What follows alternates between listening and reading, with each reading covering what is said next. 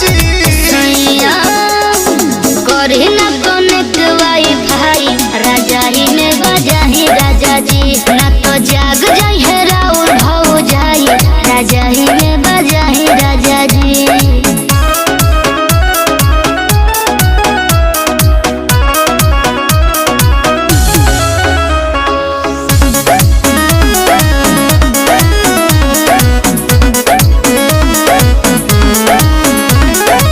लागत शरम तोहरा ऐसन बुझाला साउंड प्रूफ खिड़की से कुछ ना सुनाला जंगला के वाड़ी के बंद कर दी पाला रूम से बाहर ना जाई तनिको हाला।